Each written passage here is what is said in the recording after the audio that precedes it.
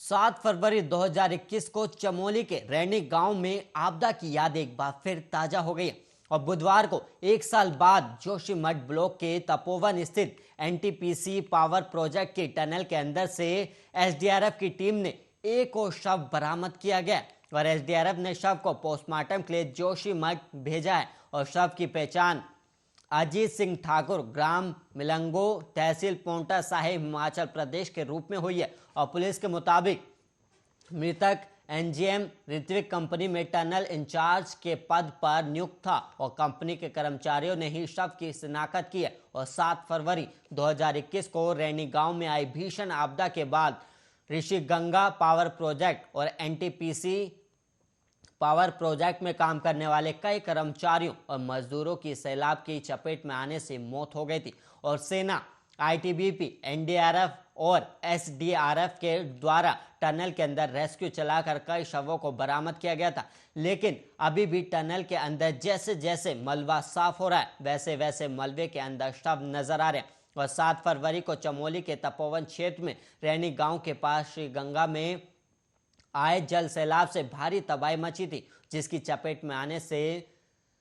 ऋषि गंगा जल विद्युत परियोजना और एनटीपीसी जल विद्युत परियोजना में कार्यरत 204 लोगों की मौत हो गई थी और अभी भी कई लोग लापता चल रहे हैं और इस तबाही का जख्म अभी भी नहीं भर पाया और इसी के तहत करीब एक साल बाद 5 जनवरी 2022 को टनल के अंदर से एक और शव बरामद हुआ है।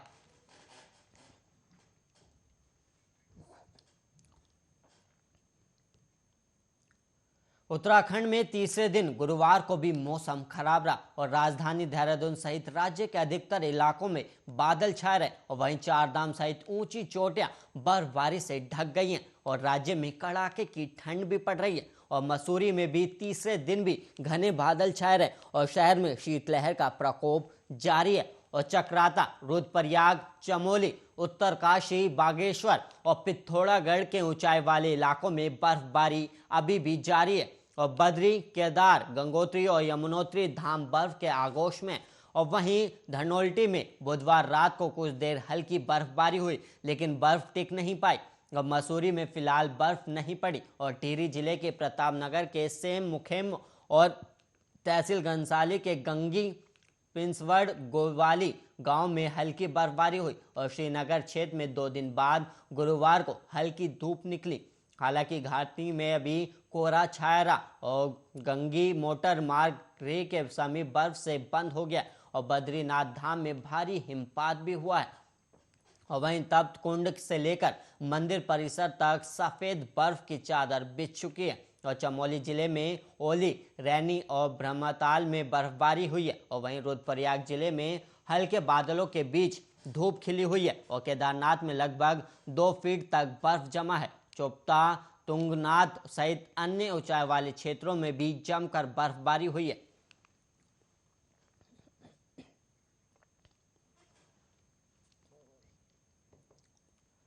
उत्तराखंड विधानसभा चुनाव से पहले धामी कैबिनेट के पिटारे से एक बार फिर कई लुभाने फैसले बाहर आए हैं और बुधवार को मुख्यमंत्री पुष्कर सिंह धामी की अध्यक्षता में हुई प्रदेश मंत्रिमंडल की बैठक में पूर्व सैनिकों का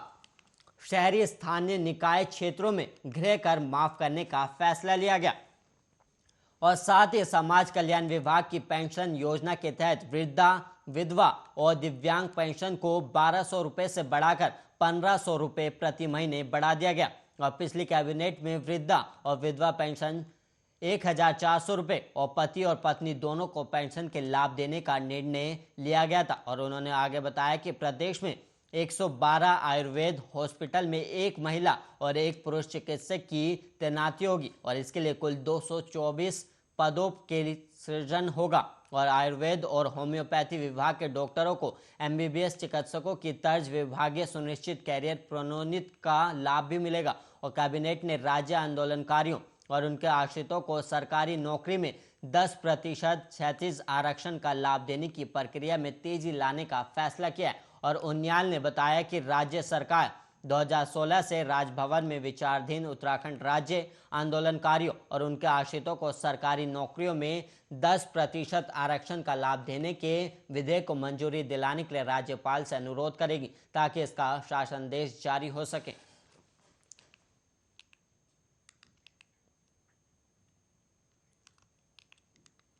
उत्तराखंड में एक दिन में 500 से ज्यादा नए कोरोना मरीज मिले और संक्रमण की रफ्तार तेजी से बढ़ने के कारण सक्रिय मरीजों की संख्या का आंकड़ा 1000 पार हो गया, जबकि 24 घंटे में 119 संक्रमित मरीज ठीक हुए हैं और राज्य में अब तक 34,06,438 लोग संक्रमित हो चुके हैं और राज्य में कोरोना संक्रमण का ग्राफ तेजी के साथ आगे बढ़ रहा है। और बीते 24 घंटों में राज्य के सभी 13 जिलों में 505 लोग कोरोना संक्रमित पाए गए, जिसमें देहरादून जिले में 253 संक्रमित मिले और वहीं हरिद्वार में 64, नैनीताल में 55, पौड़ी में 60, उधम सिंह नगर में 37, बागेश्वर में 9, अल्मोड़ा, चमोली और टिहरी में 5-5 और चंपावत में 3, पिथौरागढ़ में 6, उत्तरकाशी में 2 और वहीं रुद्रप्रयाग जिले में 1 संक्रमित मिला। और वहीं राहत यह है कि किसी कोरोना मरीज की मौत नहीं हुई, जबकि 119 मरीजों ने संक्रमण को मात दिए और उन्हें मिलाकर अब तक 3,31,628 लोग स्वस्थ भी हो चुके हैं।